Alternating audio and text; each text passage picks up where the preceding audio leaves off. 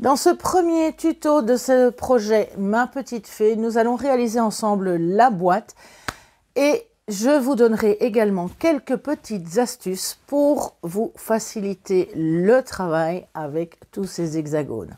À tout de suite!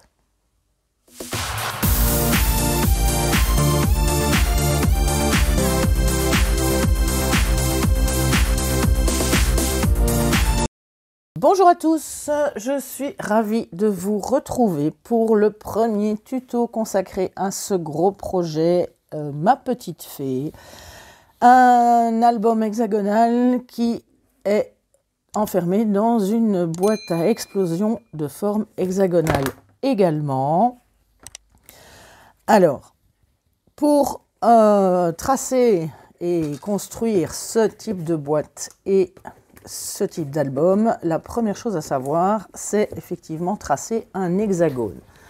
Alors, petite leçon de maths, un petit clin d'œil à mes élèves, petite leçon de maths, comment tracer un hexagone régulier. Donc, l'hexagone a 6 côtés de même longueur et le côté est en fait défini par l'écartement de votre compas. Donc vous aurez compris, l'outil nécessaire pour tracer un hexagone, ce sera donc un compas. Alors, qu'est-ce que je vais faire? Donc ça, je vous ai montré le fond qui fait 10 cm et demi. Ici, je vais donc écarter mon compas de 10 cm et demi, de 11 cm, bref, de la longueur que vous souhaitez avoir pour chaque côté. Voilà. Alors, pour ça, je vais placer la pointe sèche de mon compas sur le 0 et je vais aller, ici, je vais vous montrer avec un hexagone qui mesure 10 cm. Alors, comme vous voyez ici, la pointe crayon de mon compas n'est pas tout à fait pointue. Donc, je risque de décaler d'1 millimètre. Donc, pour être certaine, quand je l'écarte, je trace... Voilà, je fais un repère sur ma latte pour voir si vraiment je suis bien à mes 10 cm. Une fois que j'ai pris l'écartement de mon compas, le rayon de mon disque, puisqu'il va être inséré dans un disque, je vais pouvoir tracer mon cercle avec mon compas. Voilà. Je ne bouge pas du tout l'écartement de mon compas parce que ça va me servir justement pour tracer les repères pour les côtés de mon hexagone. Donc, je vais placer la pointe sèche de mon compas sur un endroit sur le cercle, peu importe lequel. Vous le tracez, vous le fixez bien et on trace un petit repère d'un côté et un petit repère de l'autre côté. Je vais remettre la pointe sèche de mon compas, cette fois-ci, pile poil, vraiment tout à fait à l'intersection des deux traits qui ont été formés. Je vérifie, là je sais que j'ai la petite pointe, le petit trou laissé par la pointe sèche, je vérifie que je suis vraiment bien au bon endroit, que mon compas n'a pas bougé. Et je trace la même chose, je fais un petit repère de l'autre côté. Pareil, je continue de la même manière. Je mets la pointe sèche à l'intersection, je vérifie, je suis toujours au bon endroit et je trace de l'autre côté. Je continue, même chose, je vérifie, ici c'est bon, je passe de l'autre côté, c'est bon, je pourrais m'arrêter là, mais je vérifie quand même toujours si, voilà, ici j'ai un petit écart. Voilà, et là, je suis bon. Voilà, une fois que vous avez tracé tout ceci, il vous suffit maintenant de relier tout simplement les points d'intersection pour tracer les côtés de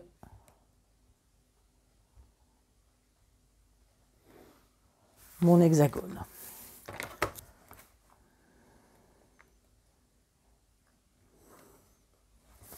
Voilà, 4.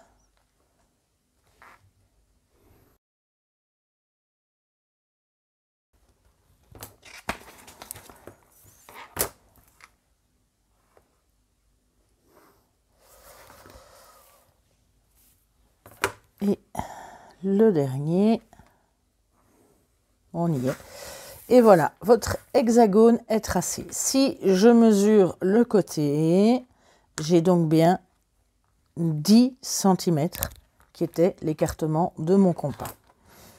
Donc, je peux vérifier tous les côtés. Normalement, tous les côtés doivent faire 10 cm. Voilà. Voilà pour la base, pour découper donc tous ces hexagones. Alors évidemment, vous n'allez pas les découper en fonction du nombre de pages, vous n'allez pas tracer ceci 15 fois, 20 fois.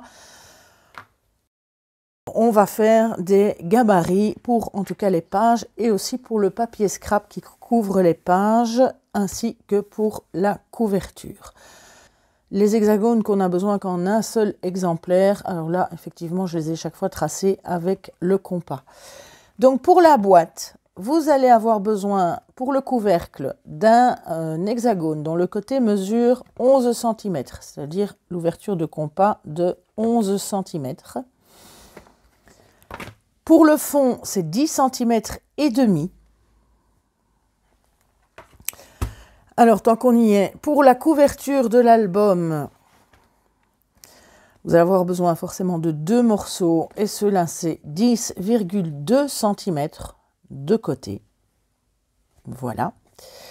Et pour les pages et justement les gabarits que je vous conseille fortement de fabriquer, c'est pour les pages, elles font 9,8 cm de côté, donc un poil plus petit que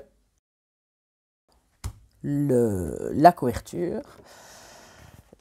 Un gabarit, vous pouvez également fabriquer un gabarit pour le papier scrap qui va recouvrir les pages.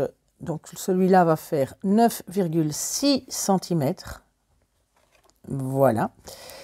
Et pour le papier scrap de la couverture, là j'ai fait 10 cm et j'ai également fait un gabarit pour pouvoir n'avoir plus qu'à les contourner. Alors vous avez pu voir que sur mes gabarits, j'ai numéroté les côtés. La raison en est bien simple, c'est que quand on trace comme ça un hexagone, si on est hyper méticuleux, tout est vraiment toujours nickel, que vous le passiez dans n'importe quel sens, ça ira toujours très bien. Mais pour peu qu'on dévie, parfois même d'1 millimètre, ce qui au total va réduire de 2 mm votre hexagone, ça peut poser un problème. Donc ce que je vous conseille, c'est qu'à partir du moment où vous avez fait votre gabarit, c'est de numéroter les côtés de façon à ce que quand vous contournez pour avoir chaque fois le même, vous replaciez exactement de la même manière. Parce qu'il suffit qu'un côté soit un poil plus petit, mais vraiment un tout petit peu plus petit, pour que du coup, après, ça fasse un décalage quand vous collez le papier. Bon, ici j'exagère, mais ça peut faire un décalage et du coup, le résultat n'est pas top. Si vous avez du papier qui fait comme ça, après on chipote, on réduit, etc. Et puis finalement on obtient quelque chose qui n'est plus du tout régulier et soigné. Donc le plus important, c'est effectivement de numéroter et de les numéroter, comme ça vous savez exactement comment placer les papiers. Pareil pour la couverture, là je n'ai pas numéroté, j'ai simplement mis un R pour ce qui est de la reliure. Donc je compte faire la reliure de ce côté-ci. Donc pour le papier scrap, j'ai mis un R et là exactement aussi. De cette façon, je vais pouvoir mettre le papier qui sera parfaitement placé sur ma couverture en faisant coïncider donc ces deux mêmes côtés. Donc voilà. Ça, c'est la base, les trucs et astuces. Et surtout, n'hésitez pas à préparer donc ces 3 gabarits. Donc celui pour le papier scrap, je rappelle, Il mesure papier scrap de la couverture d'album. Là, c'est un côté de 10 cm, puisque la couverture fait 10,2. Les pages 9,8 cm de côté, donc d'écartement de compas. Et le papier scrap des pages 9,6 cm de côté. C'est important pour la suite parce que vous allez vraiment gagner énormément de temps si vous avez préparé justement ces gabarits. Maintenant que ceci est fait, on va passer à la confection de la boîte. Pour ça, vous allez avoir besoin de cartonnettes. Ici, j'ai utilisé de la cartonnette de 2 mm, comme pour mes couvertures d'album habituelles, pour le fond et pour le couvercle. Sur les côtés, le carton est beaucoup plus fin, mais ici, au moins, ça maintient bien la boîte en place et bien le couvercle en place parce que c'est beaucoup plus costaud. Donc, couvercle 11 cm, fond 10 cm. Et alors, les côtés, les grands côtés, là, j'ai utilisé la cartonnette toute fine qui se trouve en fait au dos. J'ai pris, donc c'est la récup, hein, qui se trouve au dos des blocs de feuilles de chez Action, des 3 couleurs, la craft noir, blanc. Où il y a 10 feuilles épaisses et fines chaque fois. Donc j'ai pris la cartonnette qui se trouve à l'arrière et j'ai découpé dedans 6 morceaux de 10 cm et demi sur 16 cm et demi. Il m'en faut 6. Donc avec 2 cartons format A4, vous avez assez pour découper les 6. Pour le couvercle, donc les petits côtés du couvercle, là, il vous faut 6 cartonnettes. Là, j'ai repris la 2 mm d'épaisseur, évidemment, puisque ça va ensemble. Donc, il vous faut 6 morceaux de 3 cm sur 11 cm, puisque le côté fait 11 cm. Alors, vous allez commencer par recouvrir le tout. Pour recouvrir les côtés, ben ça c'est comme toutes les couvertures, si ce n'est que vous allez garder un côté comme ceci dans lequel vous ne coupez pas les coins. Donc vous recouvrez 3 côtés comme les albums et le dernier vous le laissez libre comme ceci. On coupera un petit peu et c'est ce qui nous permettra d'assembler les côtés. Donc, vous recouvrez tous les 6.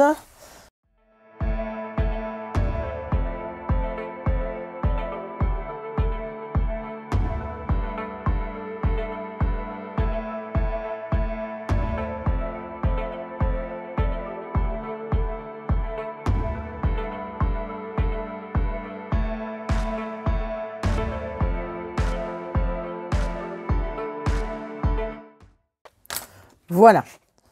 Et vous le faites sur les 6 côtés.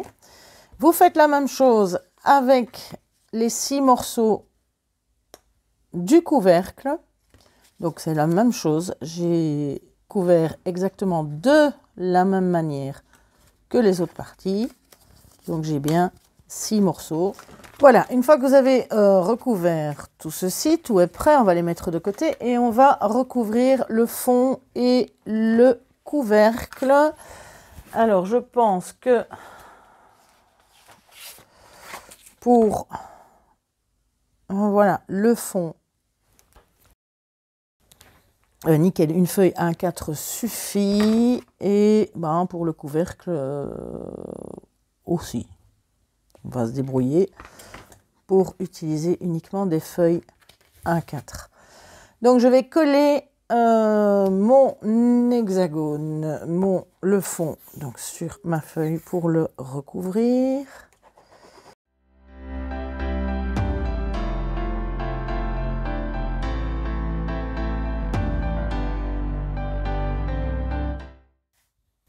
Une fois que vous avez découpé ceci, on va donc entailler un certain côté. Alors, les premiers, donc on va prendre à peu près 2-3 mm plus loin.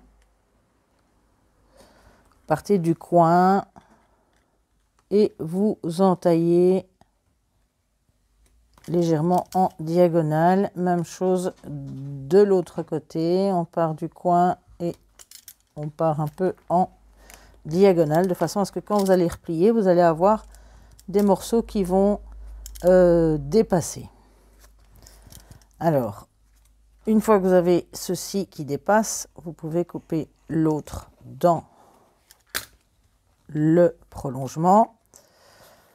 Ensuite, pour être sûr de ne pas vous tromper, justement parce qu'il faut faire un côté sur deux, donc je ne vais pas couper tout de suite la deuxième partie, je vais tourner, donc je suis à ce côté-là, je vais aller sur ce côté-là et je vais faire la même chose, c'est-à-dire que je vais partir ici en biais, ici en biais. Je ne m'occupe pas de celui-là et je vais faire la même chose sur ce troisième côté, là et là. Donc vous allez pouvoir rabattre un côté sur deux.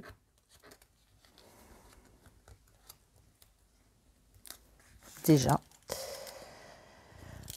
Une fois que vous avez replié ceci, vous pouvez couper tout de suite les autres afin qu'ils ne se déchirent pas. Là, vous repartez simplement de votre coin en diagonale comme ceci. Donc vraiment de votre coin, on part en biais. Même chose ici. En fait, c'est en quelque sorte la prolongation du côté. Là, et voilà. De cette façon, je vais commencer par replier et coller les trois premiers côtés, ce qui va en fait me permettre de couvrir les angles en procédant de cette façon.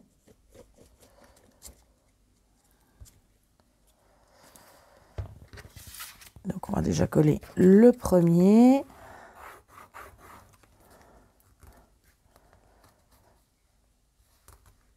Voilà.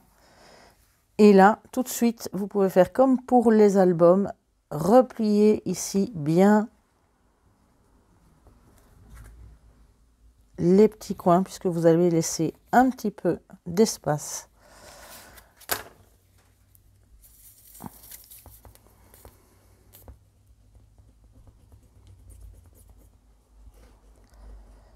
Justement pour vous permettre de recouvrir ces coins comme les coins d'un album.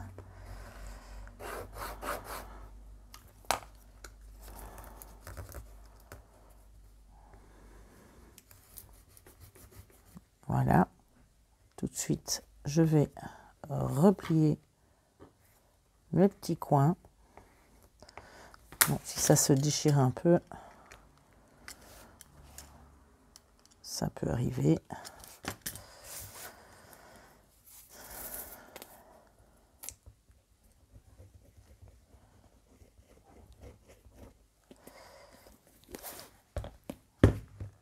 Voilà, donc j'ai collé les trois premiers, je rabats les coins comme pour un album. Ah, j'ai oublié de couper ici. Voilà. Et maintenant, il me reste à rabattre tout simplement les trois derniers côtés. Donc voilà, le fond est recouvert. Vous faites la même chose pour le couvercle et vous ferez la même chose également pour les deux morceaux hexagonaux de la couverture de l'album. Alors, une fois qu'on a ces deux morceaux-là, on va prendre le couvercle. Allez, on va commencer par le couvercle. Vous allez prendre vos 6 petits morceaux qui sont recouverts donc de cette façon. On va couper légèrement, malgré tout, comme ça il n'y a pas trop de superposition. Partez pas tout à fait de l'angle. On a besoin, partez juste un petit peu après. Couper ceci. Et on va les fixer sur chaque côté de cette manière. Donc pour les mettre bien debout, donc tenez compte de l'épaisseur de votre carton. Donc vraiment comme ceci. Donc je mets pour ça, je mets de la colle.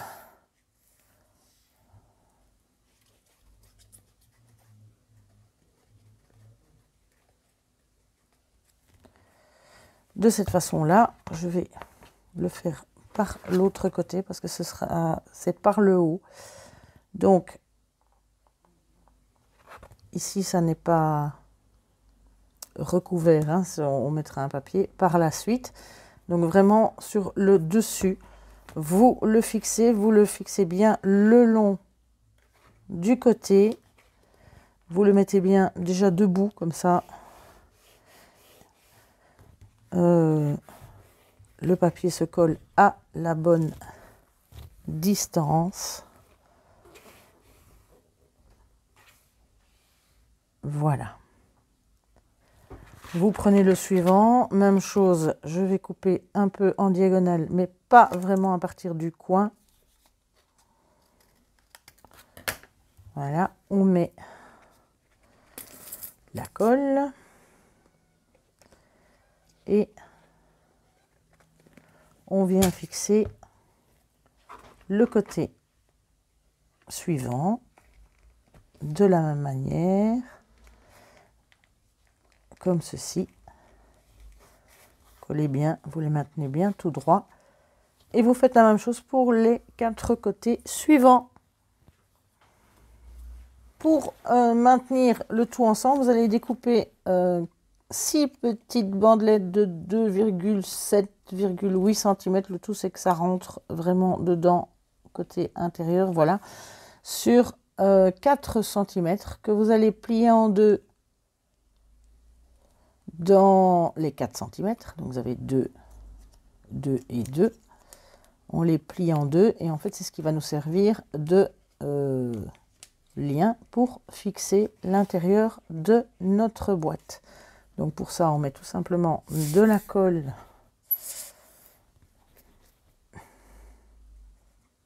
de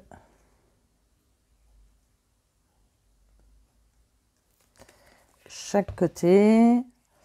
On vient le fixer avec bien le pli au bord d'un côté. On redresse et on vient fixer de l'autre côté.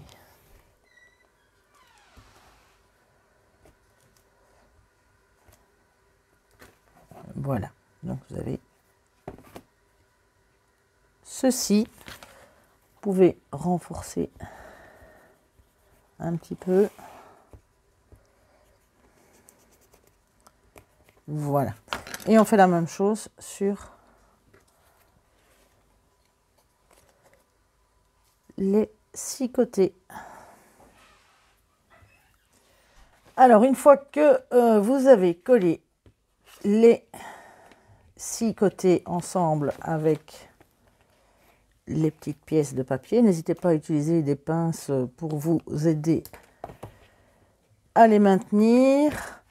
Alors, vous allez découper un autre hexagone de 11 cm de côté pour recouvrir l'intérieur, ainsi que des bandes. Ici, vous mesurez pour être sûr.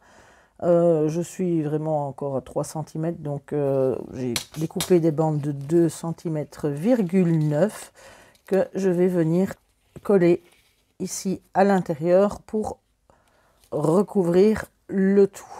Votre couvercle est terminé. Il vous reste à mettre un papier scrap ici au-dessus, décorer les bords, ce que vous voulez, soit un complet pour qu'on ne voit plus les jointures, soit des petits morceaux. Ça vous faites comme vous l'entendez. Pour le fond, même principe. On va fixer nos petits papiers, petites cartonnettes pour les bords. C'est exactement le même principe que pour Le couvercle, on va les fixer de la même manière par le dessous. Vous pouvez recouvrir après si vous le souhaitez. En même temps, c'est le dessous de la boîte. Donc, normalement, on ne le voit pas. Donc, même chose, on va fixer comme pour le couvercle, chaque petit morceau l'un à côté de l'autre, tout autour. Et votre boîte sera déjà terminée. Donc, même chose aussi, on coupe légèrement en diagonale, pas tout à fait juste du coin, juste vous laissez 1 mm ou 2. Voilà. Ce qui permet en fait de ne pas trop se chevaucher en dessous, de ne pas faire une épaisseur inutile. Donc, même chose, je mets de la colle.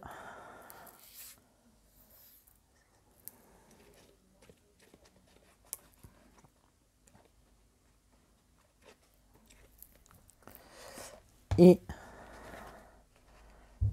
je vais la fixer bien juste, bien droit.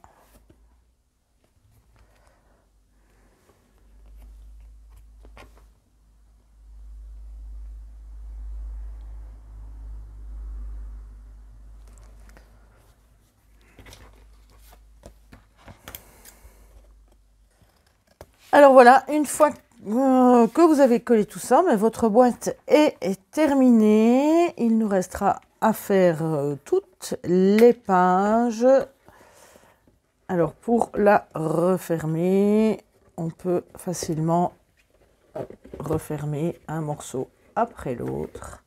Et on a déjà la boîte. Alors ici, pour le moment, vous allez voir que effectivement les morceaux vont pouvoir rentrer. Forcément, il n'y a pas encore d'album à l'intérieur et il n'est pas encore tout à fait solidifié par le papier.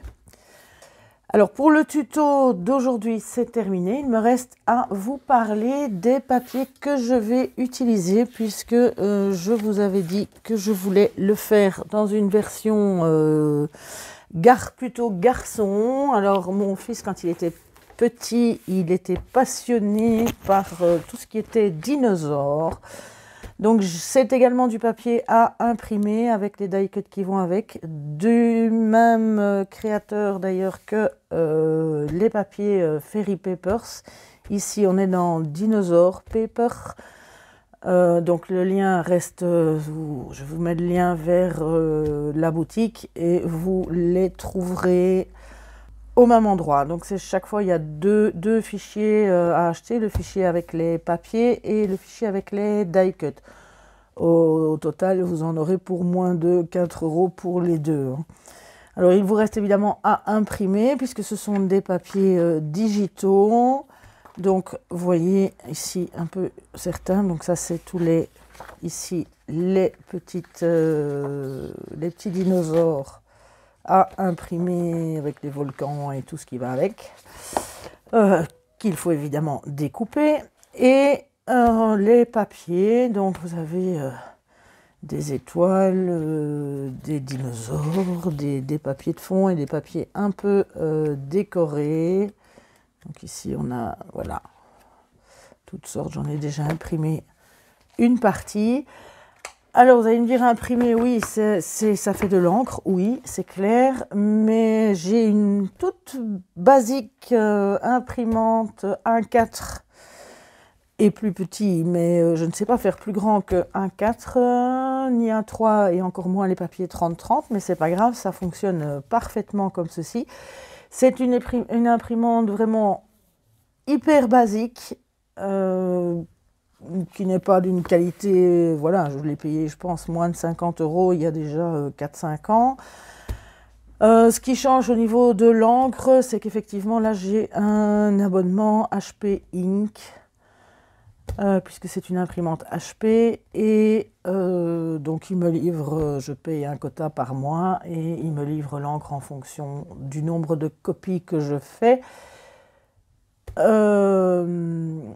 Qu'elle soit en couleur ou en noir et blanc. Donc sincèrement, au niveau de l'impression des couleurs, j'ai vraiment aucun souci et ça ne me coûte pas plus cher qu'autre chose. Et malgré tout, la qualité des papiers, donc la qualité des photos et des fichiers qu'on vous envoie est vraiment top. Parce que regardez ici, voilà, j'ai imprimé les papiers et ils sont vraiment impeccables. Je les ai imprimés sur mon papier 200 grammes parce que pour le moment, je n'ai que celui-là. Si vous avez un papier, c'est du DCP Clairefontaine de 200 grammes, mais si vous en avez du 160 grammes pour les papiers scrap, c'est très bien aussi. Il ne faut pas forcément avoir un papier aussi épais. Mais ici, ça donne quand même vraiment... c'est super mignon et super chouette. Enfin, ça n'engage que moi. C'est mon avis. Les papiers de fond, c'est pareil. On a malgré tout une bonne qualité. Donc voilà, ce sera un album sur des petits dinosaures et en tout cas très très très coloré. Plutôt pour les petits garçons, voire même pour les petites filles aussi. Il y a des filles qui n'aiment pas forcément les fées, donc les dinosaures, ça peut être bien aussi. Donc je vous mets de toute façon tous les liens en barre d'infos pour que vous puissiez retrouver tout ça et préparer tout ça. Donc n'hésitez pas à préparer vos gabarits pour la suite, ça va vous aider grandement. De numéroter bien les côtés de vos hexagones pour vraiment qu'ils soient vraiment bien superposés, c'est important. Et voilà, moi je vais décorer la boîte et je vous retrouve la semaine prochaine pour les 2 ou 3 premières pages, ça dépendra un petit peu du temps que ça prend, de la boîte à explosion, donc les 2 ou 3 premiers pop-up de la boîte. D'ici là, alors prenez soin de vous, portez-vous bien et bon scrap, et en tout cas bonne préparation si vous décidez de réaliser ce projet. Bonne semaine!